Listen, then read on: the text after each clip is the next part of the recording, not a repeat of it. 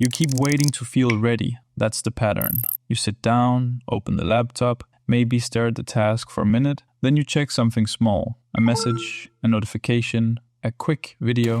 You tell yourself you'll start in a few minutes. You don't. It's not that you're lazy. Actually, you are being lazy in the moment, but that's not the root of it. The root is that you're trying to eliminate discomfort before you begin, and that never works. You already know this. You've had days where you suddenly got productive. No new planner, no new app. You just started, and once you were moving, it wasn't that bad. The resistance was loud before you began, then strangely quiet after.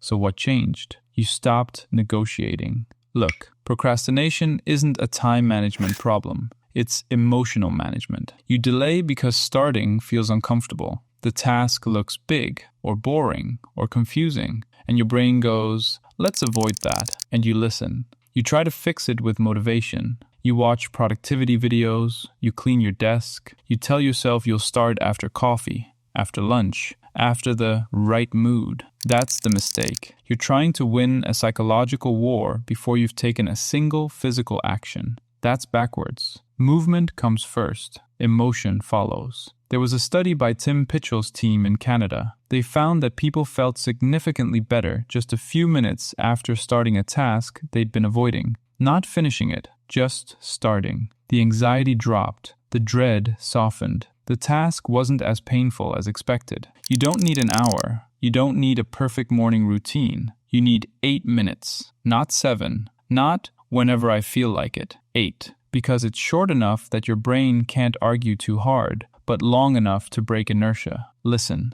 this part matters. You are not committing to finishing the task. You are committing to 8 minutes of movement. That's it. When the timer ends, you're allowed to stop. No guilt, no pressure. And yes, I know what you're thinking. I've tried short timers before. Maybe, but you probably use them as a trick to force yourself to do the whole thing. Your brain felt that. It doesn't trust you. So this time, you mean it. Let me put that differently. The power isn't in the timer. It's in the honesty. You're saying, for 8 minutes, I will work. After that, I'm free. And you actually honor that agreement. Here's how it plays out. You have an assignment due. It's been sitting there for 3 days. You feel that low-level guilt every time you think about it. Don't plan the whole thing. Don't outline the entire structure. Open the document. Set 8 minutes.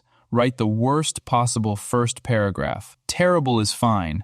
Clumsy is fine. Just type. Your brain will scream for the first 60 seconds, maybe 90. Then something shifts. You get one decent sentence, then another. Momentum starts to build, quietly. Timer goes off. Now you decide. Sometimes you'll stop. That's okay. You kept the promise. More often than you expect, you won't want to. Because once you're in motion, stopping feels worse than continuing. Newton figured this out centuries ago. Objects at rest stay at rest. Objects in motion stay in motion. It's physics, but it applies here too. Starting is the hard part. Continuing is easier. Interesting thing about this, your brain overestimates how painful starting will be. There's research on effective forecasting. We're terrible at predicting our future emotional states. We think a task will feel awful. It usually doesn't feel as bad as we imagined once we're in it. I'm glossing over some nuance here, but the point stands. You don't need to conquer the mountain. You need to take the first step. And you need a system that forces that first step without drama. So make it physical. Stand up. Clear one small space. Open only what's necessary. Remove the obvious distractions. Phone in another room. Not face down. Another room. If you keep it next to you, you're still half available. Set the timer. Start ugly. That's the rule. Start ugly. You know what? Side note, this reminds me of how Japanese craftsmen approach practice. In Zen training, repetition isn't about waiting for inspiration. It's about doing the form whether you feel like it or not. Sweep the floor. Again. Sit in silence. Again. No emotional negotiation. Anyway, back to what I was saying. The reason 8 minutes works is because it bypasses identity. You're not trying to become a disciplined person. You're not fixing your entire life. You're just doing 8 minutes. Even a distracted, inconsistent version of you can handle 8 minutes. And when you stack these small starts across a week, something changes. You start seeing yourself as someone who begins. That's the shift.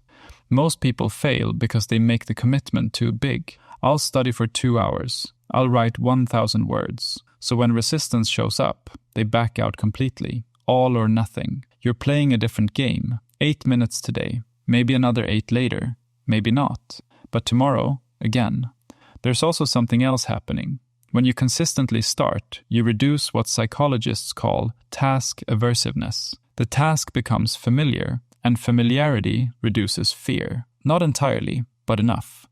I'm not entirely sure why 8 feels like the sweet spot for most people, but it's long enough to cross that initial friction and short enough that it doesn't feel like a life sentence. 5 minutes sometimes ends too quickly. 15 feels heavy. 8 sits in that narrow window where your brain shrugs and says, fine. Now, quick warning. Don't turn this into a productivity stunt. Don't stack timers back to back on day 1 trying to prove something. That's ego, and ego burns out fast. This is boring. It's supposed to be. You sit down, you work for 8 minutes. You stop or continue. You repeat tomorrow. No speeches, no emotional build-up. Not tomorrow, now. And when you don't feel like it, especially then. Look, procrastination thrives on vagueness. I should work. On what? For how long? When? Your brain hates ambiguity. It amplifies it into anxiety. The timer cuts through that. 8 minutes. This task. Now. Clear. There's a piece of this I haven't fully figured out yet, and I'll admit that. Sometimes, even with the timer, you'll resist. On those days, shrink it further. 3 minutes. Just to maintain the identity of someone who starts. Because that's what this really is. You thought procrastination was about laziness. It's about avoidance of discomfort and a broken starting ritual. Fix the ritual, you weaken the habit. You don't need more motivation. You need a smaller commitment. Try it tonight, not as a grand experiment, just as a quiet action. 8 minutes on the thing you've been avoiding the longest. Timer on, work. Timer off. That's it. Question is whether you'll actually press start